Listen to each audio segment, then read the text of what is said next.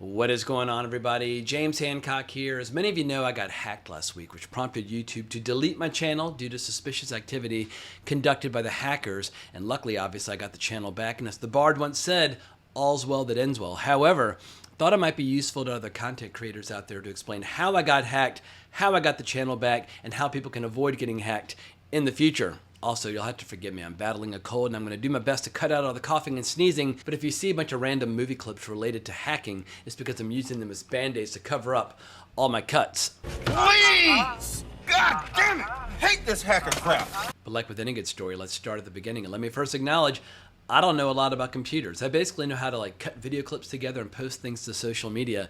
And that's about where my expertise draws to a close. So my ignorance already had me probably more than unusually vulnerable. And I had basically on my YouTube account a two-step verification and a backup email. And I thought in terms of security, that would be okay.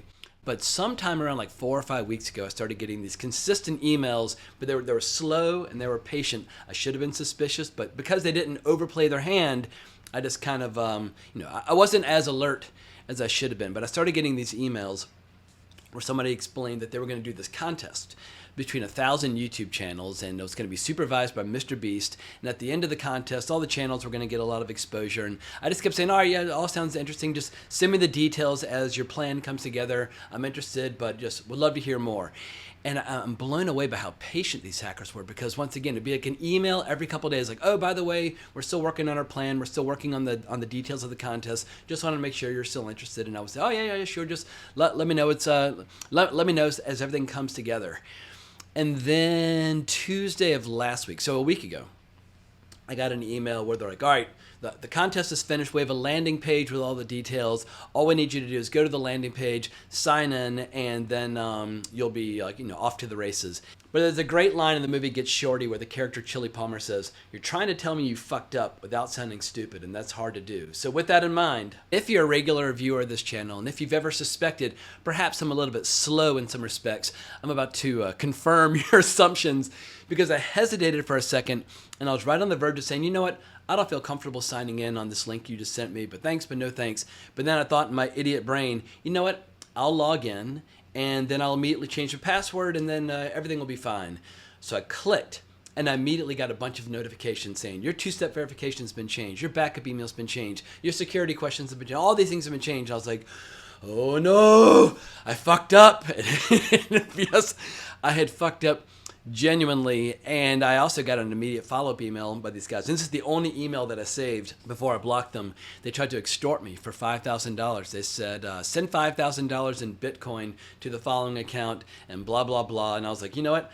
I don't even know how to do that, nor do I have $5,000. I lied. I do have $5,000, but I was dumb in the respect that I wouldn't know how to be extorted, but also wasn't about to give these guys any more money, because then they would just say, all right, well, send us 10,000 more, send us 20,000 more. As everybody always says in movies, we do not negotiate with terrorists. So at that point, I was like, all right, but what the fuck do I do? Because my channel, it was still up, but the hackers started streaming some Bitcoin ads, and I was like, oh, this is not going to end well. So YouTube immediately flagged the channel for suspicious activity. They shut it down entirely, and then I had no idea what to do. So I went on basically on Google's like what to do when your YouTube channel's been hacked, and I got all the typical kind of like frequently asked questions and blah blah blah. But basically what Google set up at that point was a bunch of scenarios where you have to you basically need to be able to sign into your account in order to get your account back, which makes no sense. They're like, all right, well, try signing into your account and answering as many questions as possible,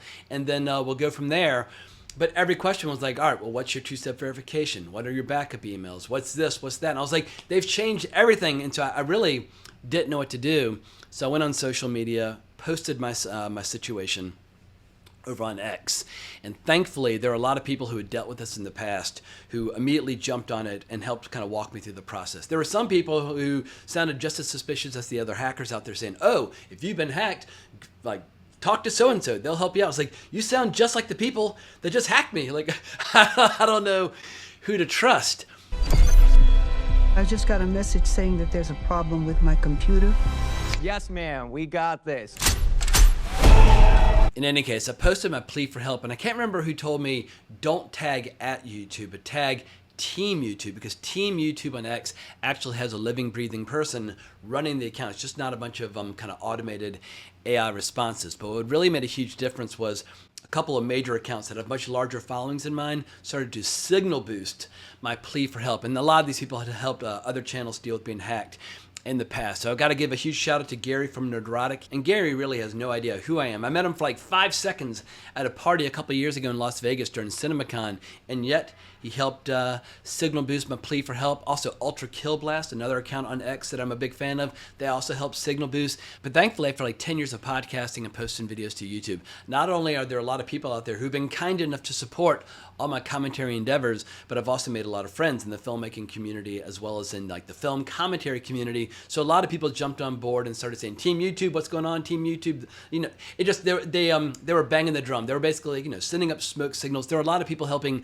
attract attention to my situation. Whereupon Team YouTube said, "We're going to send you a DM and start the recovery process." And at that point, Team YouTube, they slid into my DMs and they asked, "All right, what is the best email with which we can reach out to you? Because obviously you don't have access to the email associated with the account." And that was the biggest hurdle to get over, was explaining to Google and YouTube, I cannot communicate with you or do anything related to that account because the hackers were incredibly thorough. They changed everything and I'm totally, completely, utterly helpless. So trying to sign in is utterly useless. But finally I had a real human being who reached out to me, and hang on, I'm going to give you the name of the Gmail account that saved my life, because that's going to be the most useful email of all.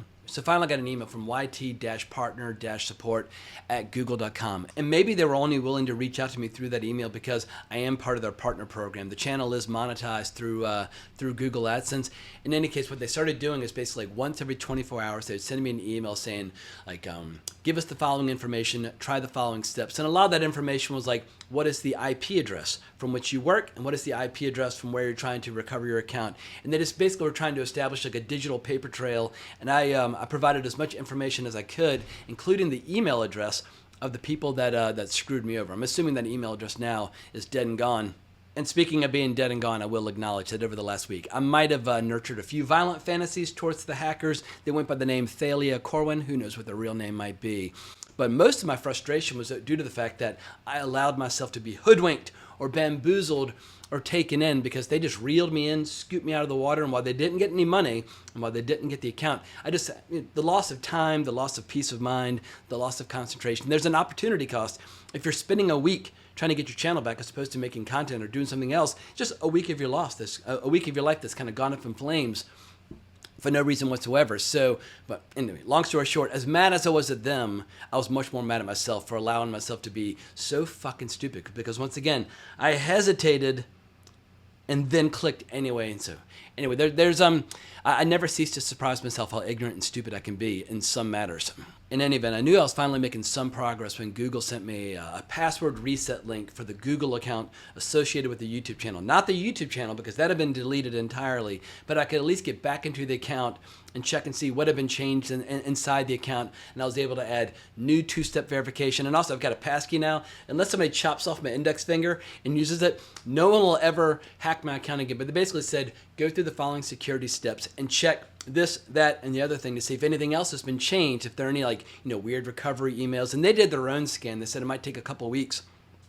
But they said, we want you to go through all the following security measures and add these additional measures and so on and so forth. So in any event, while I might be completely, totally stupid when it comes to computers, I can follow a list of precautions. And so now my YouTube channel, or at least now that Google account, is as secure as humanly possible. But then I just had to be patient and I had to wait before the channel itself would finally be reinstated. And I had two major fears on that front. Would I get all my subscribers back, and would I get all my old videos back? Because obviously I've built my subscriber base over many years. There are a lot of channels out there that are much larger, but I'm very proud of my subscriber base. And I was like, oh my God, if I don't have my subscribers, there's no point in getting the YouTube channel back. But also, some of my old videos, especially those related to film history, those are incredibly time consuming to make. Sometimes I'll spend like 10 to 20 hours making a video about a film from 75 years ago, but that's a video that's important to me because while I want the channel to talk about contemporary film and box office and that sort of thing more than anything, I want to build a library of evergreen film commentary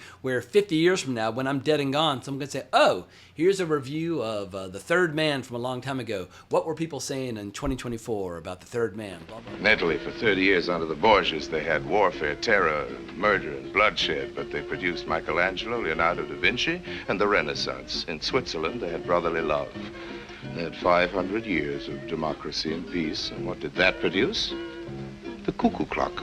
So long, Holly. But when I finally got my channel back on Sunday night, the news came to me without much fanfare. I learned about it on social media. I didn't get an email from YouTube until like a day later, but Geithner Simmons over on X was like, hey, the channel's back up. I was like, that's fucking cool. So I checked, and sure enough, the channel was up. And most importantly, the subscribers were still there, as well as my videos related to film history. So I was like, because I'd seriously been considering, if I lose the subscribers and I lose the videos, like, what'll I do? Because I couldn't bear the idea of trying to rebuild a YouTube channel from scratch. It's like, should I start a Substack?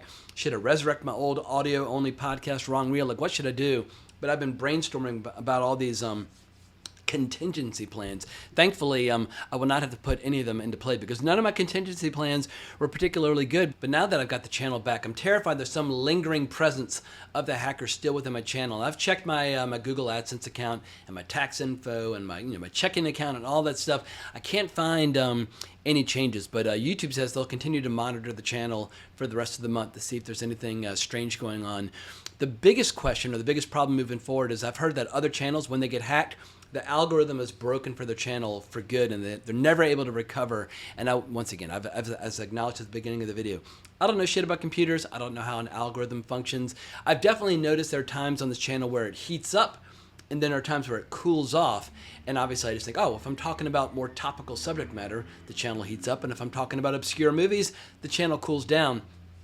But even if the algorithm is fundamentally broken on the channel and I have to kind of rebuild the algorithm goodwill from scratch, I'm happy to do so because my philosophy with this channel is make videos that I would want to watch or that I would want to consume, and everybody else is invited to the party. Everybody else is invited to come along for the ride, and I just hope that my interests coincide with the interests of other people. And I know for a fact they absolutely do. Whether I'm discussing like weird old fantasy books or weird old movies or animation or video games, there are a million people out there who have the exact same interests that I do. And so I just hope that slowly but surely over time, by talking about cool movies, the algorithm will kind of rediscover me. And so you tell me if anybody out there, I mean, I don't even know how to define an algorithm, apart from the fact that algorithms tend to make really good recommendations to me, like when I'm looking for movies on Amazon and that sort of thing.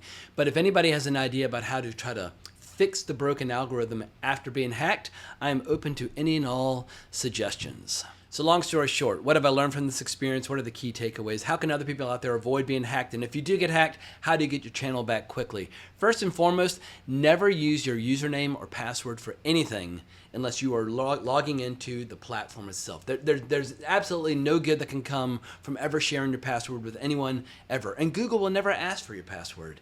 And so under no circumstances should you ever use your password unless you're logging into the service as intended. And it's funny, when it comes to like the generation gap of technology, I showed the email thread to my little sister who's 24, and she's like, oh, it's obvious that they're a hacker because if you look at their email is super sketchy. Even though they're using like the business address for the company in question and everything else looked legitimate, if you look at the email address, it just seemed super sketch or super sus, as people say, suspicious, etc. and so forth. So yeah, just once again, exercise a regular level of caution and self-awareness and never log in anywhere with your account under any circumstances, and you can avoid all these problems. And don't allow people to massage your ego and kind of lure you into a sense of confidence where it's like, oh, we're your friends, we want to help promote your channel, blah, blah, blah. Don't trust anybody, and then you can do no harm. But let's say you have a lapse in judgment. You come home drunk one night and you click on a suspicious link and you totally screw yourself over.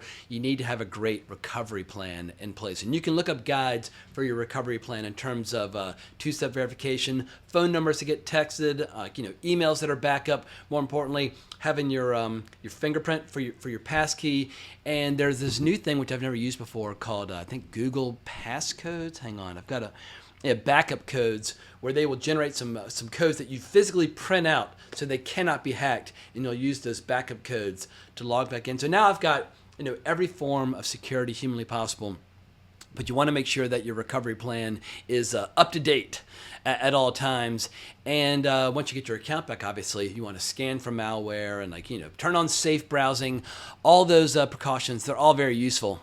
But most important of all, if you do find yourself getting hacked, you got to sidestep all the AI kind of automated responses and all the frequently asked questions. You have to talk to a real, living, breathing human being. And right now, who knows, this information might change in the years to come. But at Team YouTube on X, they actually do, I won't say they respond with like great alacrity. Like, you'll get like one response every 24 hours or so, because there are a million people constantly, inundating them with the requests of one kind or another. But if you're patient, one DM a day, one email a day, and just trust the process and just be as transparent as humanly possible, give them as much information as humanly possible, and slowly but surely, you can get your channel back. But now that I've got the channel back, let me make a promise to all of you out there who've been kind enough to support this channel over the years. I do not take your subscriptions or your support or your clicks or your views for granted, and I appreciate the channel more than ever. It is a privilege to get you rant and rave about old movies on this channel and celebrate all the great forms of storytelling that I love. So I'm just going to double down on trying to cover as many things that I love as humanly possible, whether it's 50th or 75th or 100th anniversary videos for classic movies, or doing my box office breakdowns. And I will still occasionally talk a lot of shit about terrible movies when warranted. But between the vocal response on social media, as well as the vocal response to a community post that I left a day ago, clearly there are people out there who do value this channel and like this channel and want to see this channel continue. But I will strive to and endeavor to make videos that are always worthy of your time and attention, because time is our most precious resource. I lost time in getting the channel back, but people lose time watching my videos. So I got to make sure that the videos are worth watching and that they won't feel like, oh my God, that is 5 minutes that I'm never going to get back. So I thank you for your support. I thank you for your interest. I thank you for your vocal camaraderie on social media when it came to getting my channel back.